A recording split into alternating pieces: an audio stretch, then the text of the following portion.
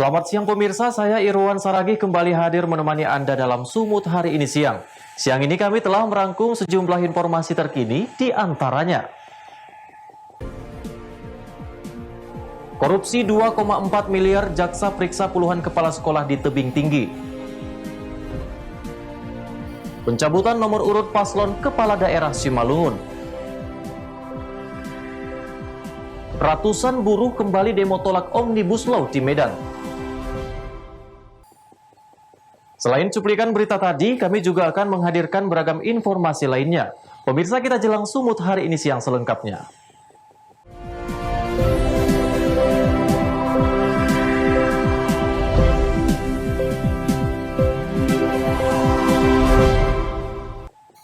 Kita ke informasi pertama, pemirsa. Kejaksaan Negeri Tebing Tinggi Sumatera Utara memeriksa puluhan kepala sekolah sebagai saksi. Pemeriksaan terkait dugaan tindak pidana korupsi proyek pengadaan buku fiktif senilai 2,4 miliar rupiah di Dinas Pendidikan Kota Tebing Tinggi.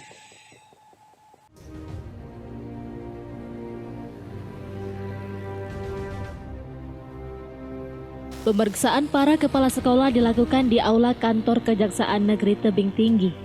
Para kepala sekolah ini diperiksa sebagai saksi dalam penyidikan kasus dugaan tindak pidana korupsi pengadaan buku dengan nilai proyek 2,4 miliar rupiah yang berasal dari dana alokasi umum Kota Tebing Tinggi tahun 2020. Kepala sekolah yang diperiksa yaitu dari 77 sekolah dasar dan 10 sekolah menengah pertama.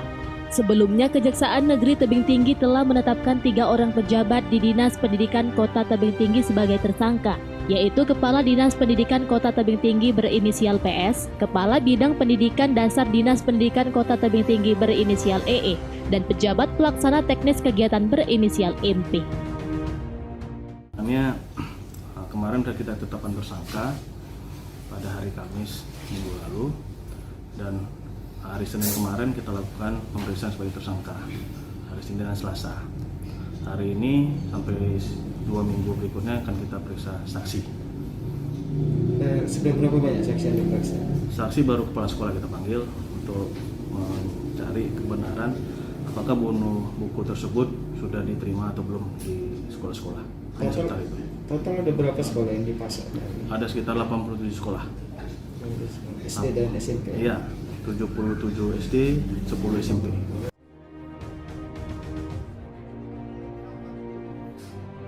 Hingga kini pihak Kejaksaan Negeri Tebing Tinggi belum menahan ketiga tersangka dengan alasan para tersangka kooperatif saat proses pemeriksaan dan berjanji akan mengembalikan seluruh kerugian negara. Alex Garingging melaporkan untuk Eva Rina TV. Sementara itu pemirsa, kemacetan lalu lintas di Jalan Lintas Sumatera yang terjadi sejak Rabu malam mencapai puluhan kilometer. Kemacetan disebabkan selain adanya pembangunan jalan, juga terdapat kendaraan yang rusak di dekat pembangunan jalan tersebut.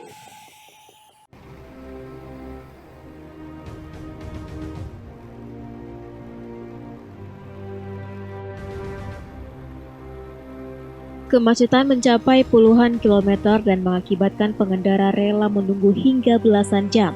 Terjadi di Jalan Lintas Sumatera, tepatnya di Jalan Kebun Saiberuhur, Torgamba, Labuhan Batu Selatan, Sumatera Utara. Tidak adanya akses jalan alternatif untuk menghindari kemacetan, sehingga ratusan pengendara rela menunggu hingga belasan jam. Bahkan sebagian kendaraan terpaksa memutar arah untuk menghindari macet. Salah seorang sopir Ginanggom Silaban mengeluhkan kemacetan yang terjadi dan rata-rata mereka sudah menunggu sejak Rabu malam. Dari jam berapa bang macet itu bang? Dari jam 8 malam ya? Sampai saat ini ya bang ya? Ini udah jam berapa ini bang? Jam 10. Apa yang mengakibatkan kemacetan ini bang? Rusak mobil di coran itu.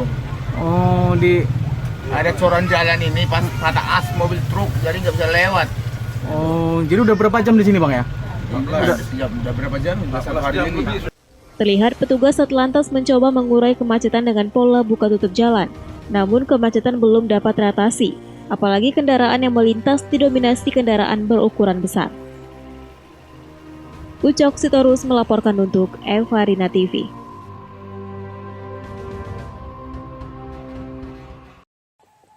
Pemirsa, tim Basarnas Kota Pematang Siantar terus melakukan penyisiran Sungai Bahbolon untuk mencari korban hanyut warga Jalan Kasuari, Kecamatan Siantar Barat. Sejauh ini, tim Basarnas bersama sejumlah relawan bencana sudah menyusuri sekitar 3 km aliran Sungai Bahpolon, mulai dari titik jatuhnya korban di Nagahuta hingga Jalan MH Sitorus.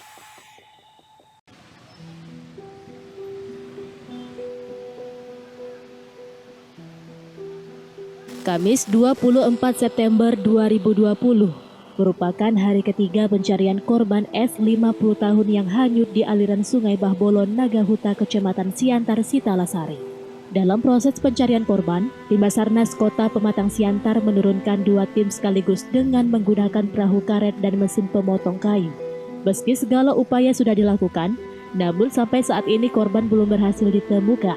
Proses pencarian sempat menarik perhatian warga sekitar dan pengendara yang melintas di Jalan MH Sitorus. Menurut keterangan Kasubdit Pencegahan dan Sosialisasi BPBD Kota Pematang Siantar Anugrah Zendrato, setelah 3 hari proses pencarian korban, mereka mencium aroma busuk di sekitar jembatan Jalan MH Sitorus, tepatnya di samping rumah dinas Wali Kota Pematang Siantar. Mendapat petunjuk aroma busuk tersebut, 2 tim diturunkan ke lokasi untuk mempercepat proses pencarian.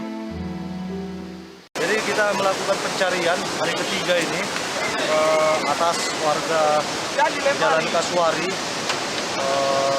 inisial S, umur 50 tahun. Pada hari Senin pukul 5 sore terpleset memancing di Nagahuta dan sampai saat ini belum diketemukan. Untuk lokasi pencarian sendiri sudah dari mana sampai mana aja, Bang? Jadi kita sudah melakukan penyisiran dari titik jatuh korban sampai rumah dinas wali kota, yang mana alur sungainya memang daerah Bahbolon. Pencarian kita terbagi atas 2 tim. Sekarang ada di atas dan tempat titik jatuh korban, dan sampai kita di sini sekitar 3 kilo. Jadi tim yang diturunkan berapa orang, Bang? Jadi sampai saat ini kita tim ada dari Basarnas Pos Parapat, BPBD, dan relawan, baik itu dari TKP, tempat kita peduli, JSI, Jagat Samagram Indonesia, serta relawan yang dalam peduli masyarakat. Untuk diketahui, korban S warga Jalan Kasuari ini hanyut saat hendak memancing di aliran Sungai Bahbolon, daerah Nagahuta, Kecamatan Siantar, Sitalasari. Korban kemudian tergelincir dan terbawa arus sungai. Saat ini pihak keluarga hanya bisa pasrah dan berharap penuh kepada pihak Basarnas agar korban segera ditemukan. Eko Hendriawan melaporkan untuk Evarina TV. Pencabutan nomor urut paslon kepala daerah Simalungun beritanya akan hadir sesaat lagi.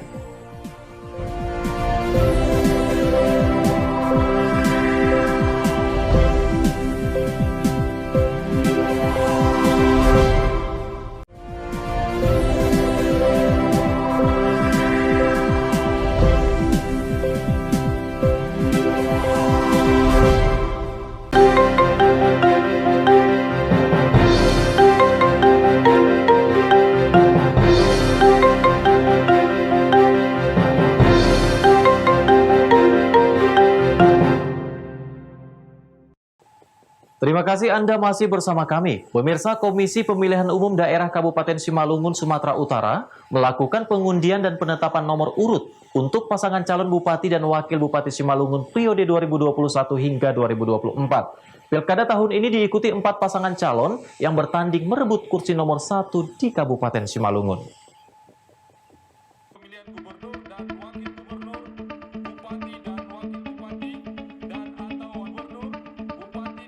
Rapat pleno terbuka pengundian dan penetapan nomor urut untuk pasangan calon Bupati dan Wakil Bupati Simalungun periode 2021 hingga 2024 berlangsung di Parapat pada 24 September 2020.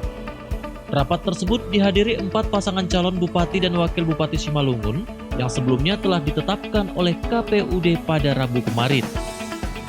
Selain itu turut hadir Bupati JR Saragih beserta Forkopimda Simalungun.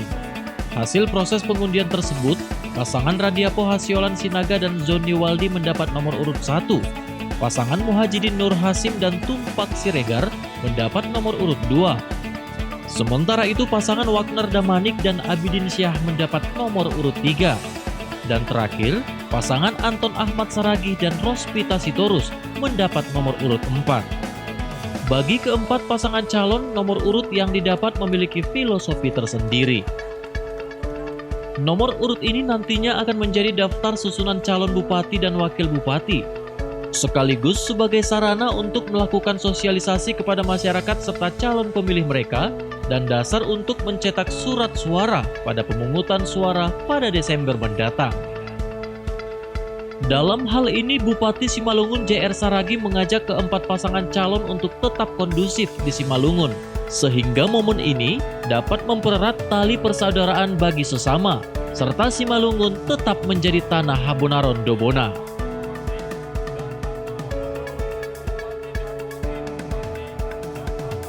Yang pertama, saya mengajak seluruh paslon calon bupati di Kabupaten Simalungun ini, mulai nomor 1 sampai nomor 4 ini, mengajak membuat kondusif Kabupaten Simalungun ini.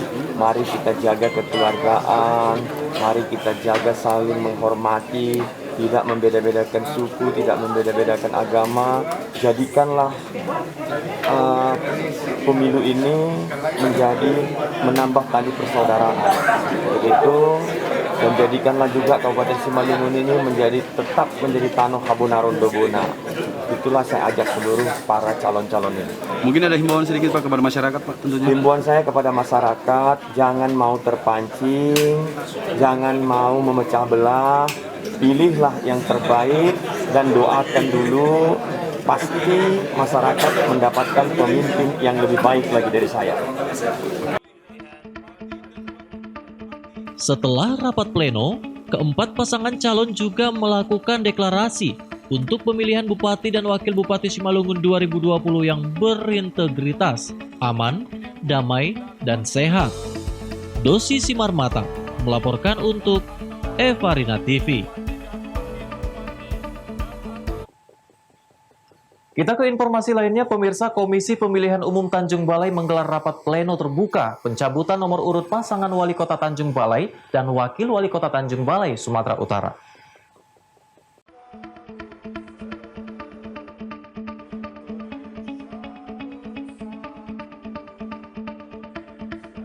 Komisi Pemilihan Umum Tanjung Balai menggelar rapat pleno terbuka pencabutan nomor urut pasangan calon wali kota dan wakil wali kota Tanjung Balai di salah satu hotel di Kota Tanjung Balai, Sumatera Utara.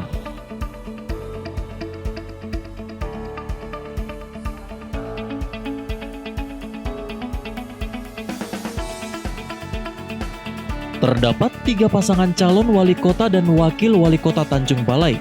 Salah satu paslon merupakan anak mantan wali kota Tanjung Balai, almarhum Sutrisno, yakni Eka Hadi, yang berpasangan dengan Buya Gustami dan mendapat nomor urut 1.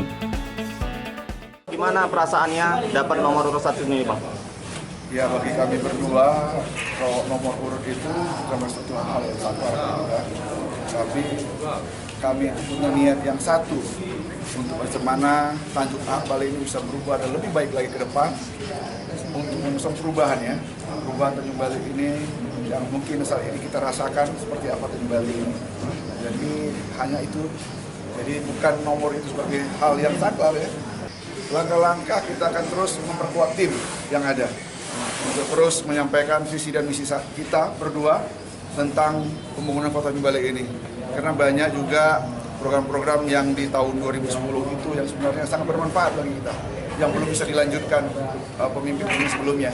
Maka kami bertekad dengan tim yang ada supaya ini bisa kita selesaikan seluruh program-program yang sangat dibutuhkan oleh masyarakat itu sendiri. Eka Hadi juga menuturkan ingin melanjutkan pembangunan yang sempat tertunda selama hampir 10 tahun, meningkatkan sumber daya masyarakat dan dunia pendidikan. Wanda Pratama melaporkan untuk Evarina TV. Pemirsa, Komisi Pemilihan Umum Toba Samosir, Sumatera Utara melakukan pencabutan nomor urut untuk pasangan calon bupati dan wakil bupati Kabupaten Toba pada 24 September 2020. Pencabutan nomor urut digelar terbatas. Kedua pasangan calon diimbau agar tidak membawa massa pendukung karena kondisi pandemi COVID-19.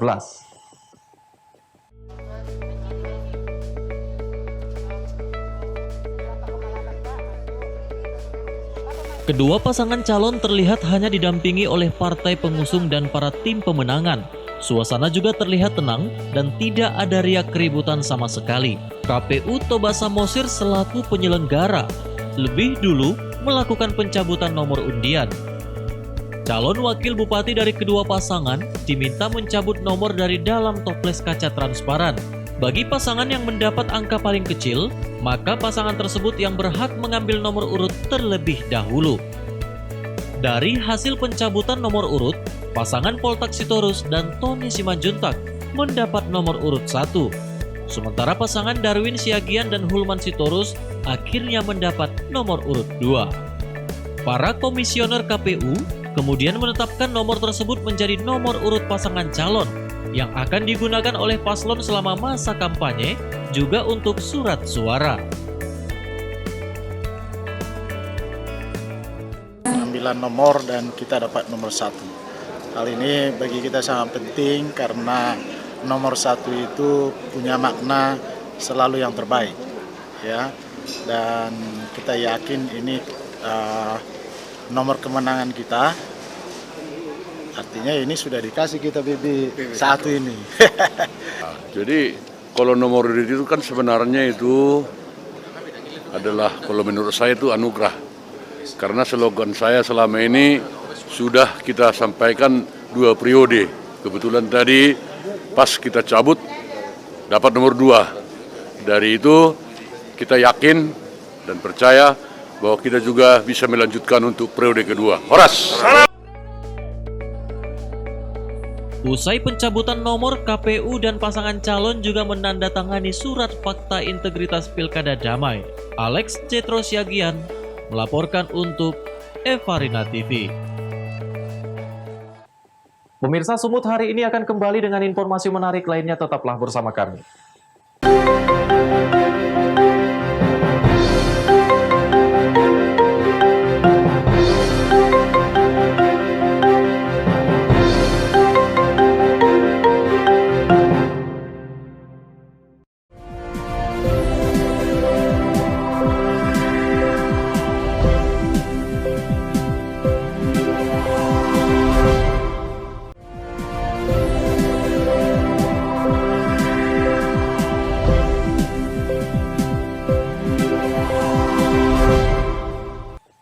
Terima kasih Anda masih bersama kami. Pemirsa, ratusan demonstran yang tergabung dari sejumlah aliansi petani, organisasi masyarakat, dan para buruh kembali melakukan aksi unjuk rasa penolakan RUU Omnibus Law Klaster Cipta Kerja di depan gedung DPRD Sumatera Utara.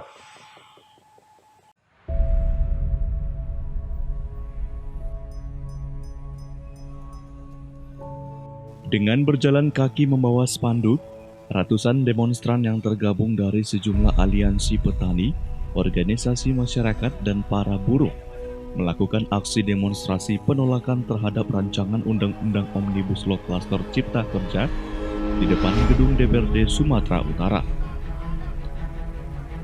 Dalam orasinya, para pendemo mengatakan wacana disahkannya rancangan Undang-Undang Omnibus Law di tengah pandemi COVID-19 ini menjadi ancaman serius bagi rakyat Indonesia secara keseluruhan. Menurut mereka, rancangan undang-undang ini disinyalir akan meringkus pasal undang-undang yang mencakup 11 klaster, seperti penyederhanaan perizinan, persyaratan investasi, ketenaga kerjaan administrasi pemerintah, dan kawasan ekonomi khusus.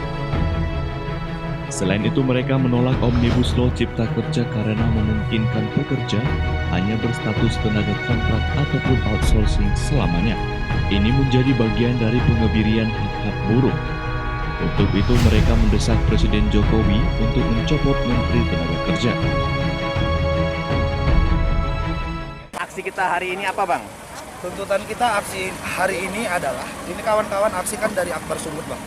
aliansi akumulasi kemarahan buruh dan rakyat Sumatera Utara. Jadi kita memang konsisten untuk menolak rancangan undang-undang Omnibus Law Cipta Kerja. Dan juga kita hari ini akan menuju Gubernur Sumatera Utara. Harapannya Gubernur menunjukkan komitmen politiknya untuk menghentikan penggusuran paksa terhadap lahan-lahan rakyat yang ada di Sumatera Utara. Terutama 2 hari ini, seminggu belakangan ini, kita melihat bahwa pemerintah itu melakukan penggusuran paksa menggunakan aparat TNI dan juga Polri di Langkat, di Kecamatan Sewampi.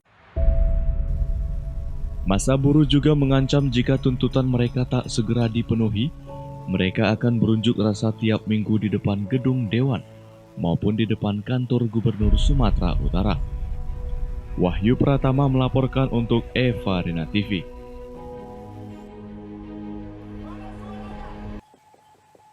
Pemirsa, Danau Butuo terletak di wilayah Dengkin, Kamdo, daerah otonom Tibet, Cina Barat Daya.